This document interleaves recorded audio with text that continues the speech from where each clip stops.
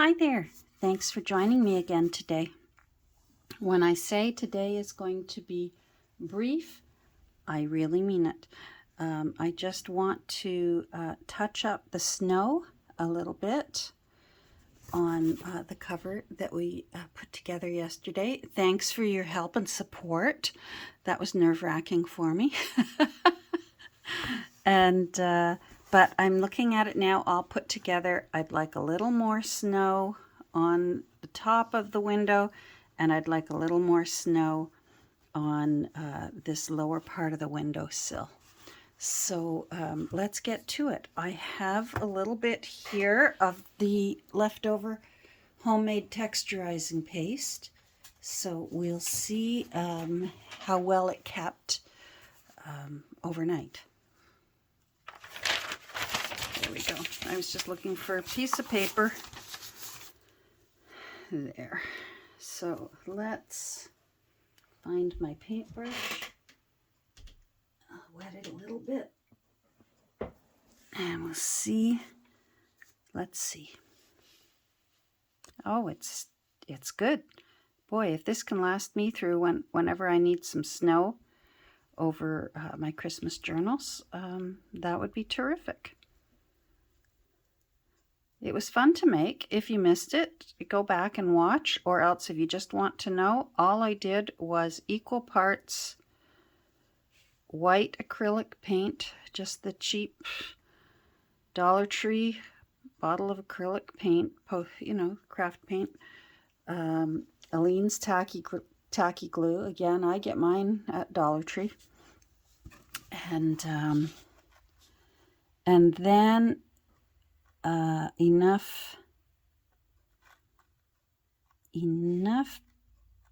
baby powder. Again, I got a small travel size one of baby powder. Again, from Dollar Tree. And I added baby powder until it was at the thickness that I like.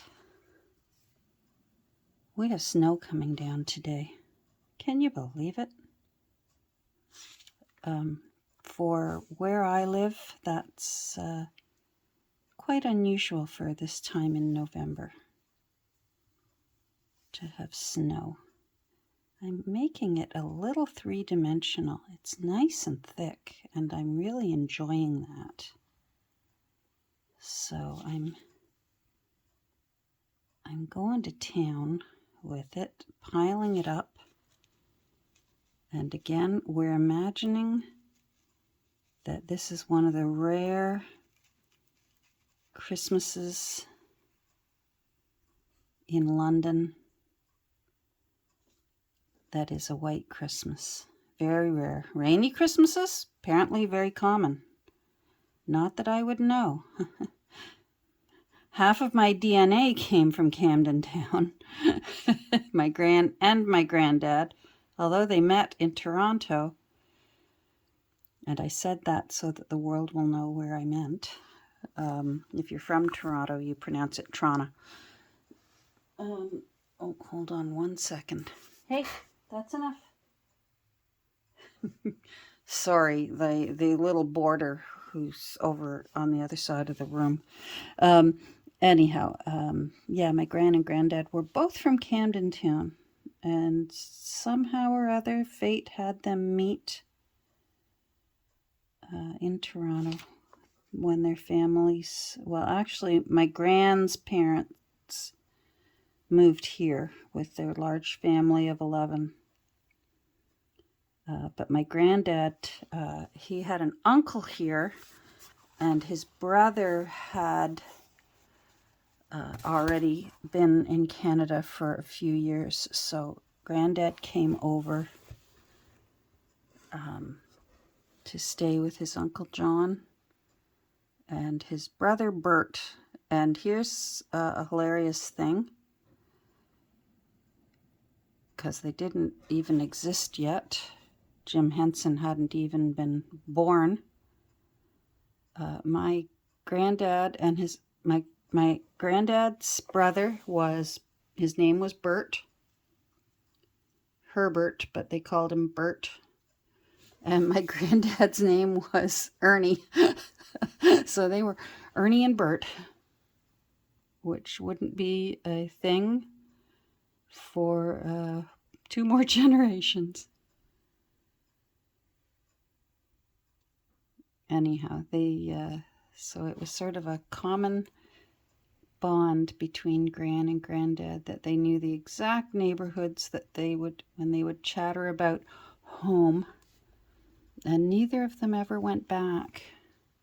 My Gran's parents did. They went back a few times back to London, but Gran never did, and neither did Granddad. Granddad kept in touch with his mother. His father had passed away, but he kept in touch with his mother through writing. My goodness, I'd love to have some of those letters. And she would, every month or two, she would save what they called the funny papers out of the, I'm going to wash this, out of the weekend newspaper, the funnies.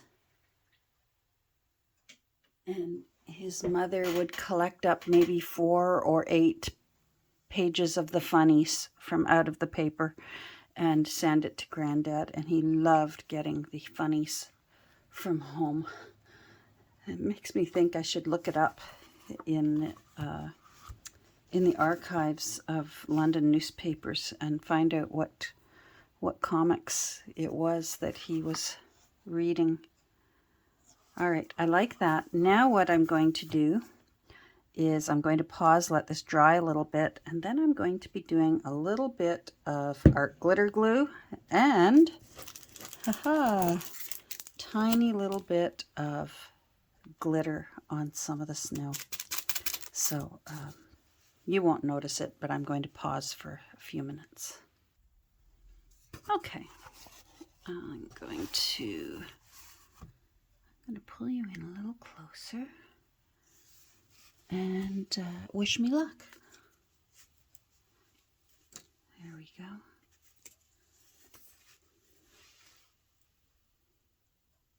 You know what? I'm going to get this ready. I don't use glitter very often. Only at Christmas time, and only this really super fine glitter for sparkly snow on things. Okay, that is ready to go.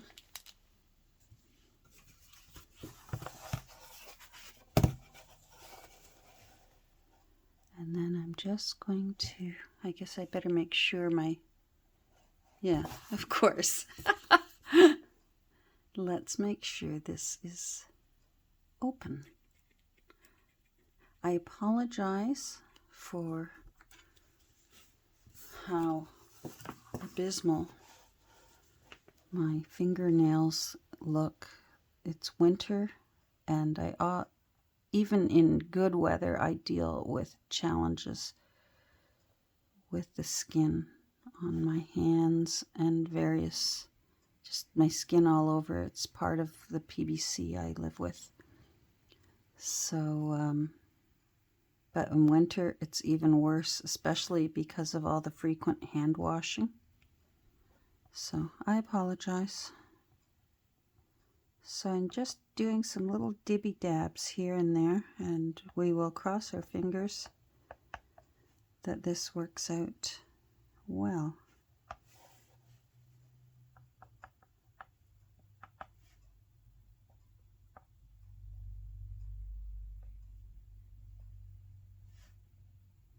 Art glitter glue dries clear, so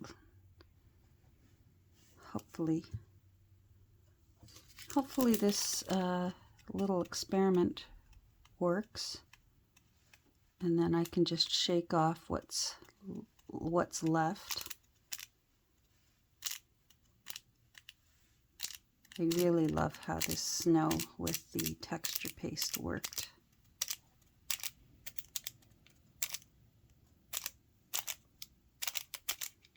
it brightened it up, I find. The red and green can be quite dark, especially for Christmases. I say it every year when I'm working on my Christmas journals. I really prefer almost a burgundy red over like a candy cane red. And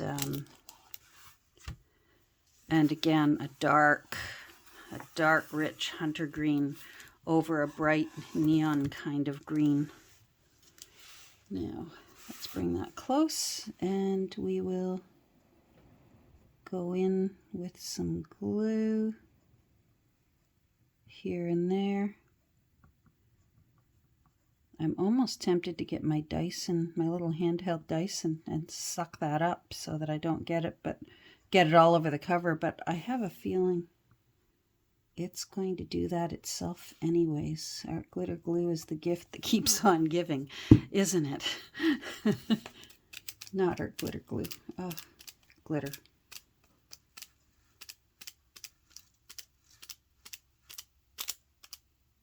There we go. All right, let's just let those dry. And then I'll collect it all up. I'm going to put the rest of this into a reopenable bag, but I can do that off camera. Now, I had a difficult decision to make last night when I was looking at this window and admiring it, because I'm very happy with how it's turned out. First of all, I don't know if you noticed or not, I brought down some extra holly and made the holly come down a little bit further. And I kept looking at this and how it says Mrs. Humphrey Ward, and that beautiful Victorian font. I mean, this is a 1903. So we were just, I mean, she passed in 1901, didn't she? I think Victoria died in 01. So, you know, that's still the era. This really is an appropriate book to be using for a Victorian type Christmas, I would think, from 1903. Doesn't just abruptly end just because the old girl is gone and her son's taken over. Anyhow, initially I was going to put this book plate over Mrs. Humphrey Ward's name. But I kept looking at it, and it kept coming back to me how in the book Mrs. Cratchit was Mrs. Cratchit, and that we don't know what her first name was. And Mrs. Fezziwig was Mrs. Fezziwig. We don't know what her first name was. And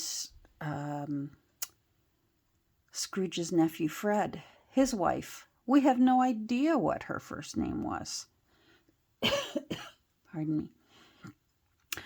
And then I got to thinking, what if Martha, when she got married, what if her husband's name was Humphrey Ward? And she became Mrs. Humphrey Ward. And I, of course, had to message my crafty crush, Nancy, over at Wishes and Weeds. And I didn't tell her what I was thinking, but I sent her a picture with the book plate and without. And I said, what do you think? I said, I'm very tempted to leave off the book plate. And she immediately agreed. She said, oh, look at the font. Look at where it says Mrs. Humphrey Ward. She said, you've got to leave that on there. And I thought, all right. I knew that must have been the right inspiration if Nancy agrees.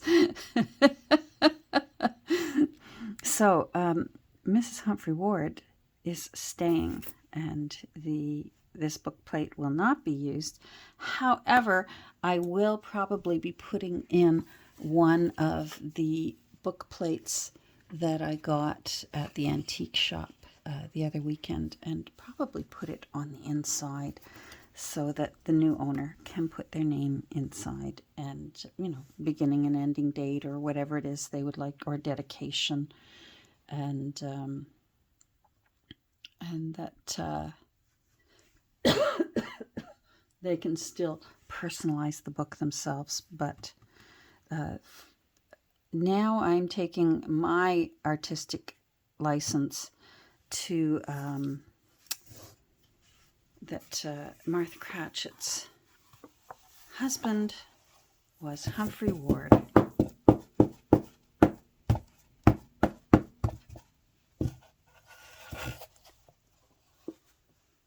Yep, it's just subtle. I don't even know if you can see it, but I can see it, and that's all that matters. Very happy with that. So the next time we get together, possibly tomorrow, and if not, definitely the day after that, I'm really going to try from here on in to keep the videos frequent but shorter. So like today, 16, 20 minutes, perfect amount of time. You can watch it and then get on with your day if you so choose. But I'm going to think of a way. I want to cover the title here, Lady Rose's Daughter. I'm going to leave Mrs. Humphrey Ward here on the spine, so in case Martha's putting it on a shelf somewhere, she knows this book is hers. And leave the name of the publisher down here. And I may find a way to put something Christmassy down here. I don't know. I really don't like this red clashes. So I definitely want something, maybe a little collage or something down here. Anna from Made by Grenath got me going on that. And I really love just a little detail. Let me come back. I love that idea of a little detail right here on the back of the cover. It's not overwhelming to the cover, and it doesn't take away from the front. And it's just a tiny little detail that's really pretty. So next time we get together, and don't be alarmed if I've still got the same sweater on, because it could be that I'm going to go make a cup of tea and I may come back and record it and then show it later. We will be dealing with how we're going to cover up Lady Rose's Daughter. So thanks for joining me today, and I hope you enjoyed our little fun we had finishing up this beautiful little window for Martha's millinery shop, her own millinery shop. And maybe she's decorating the shop here, and you can see little purses and things underneath, and maybe that's one of the tables, the display tables in her shop. Who knows? That's what I'm thinking. That's where my imagination is going. So have a great rest of your day, and we will get together soon. Say hi down below. I'll say hi back at you. Take care. Bye.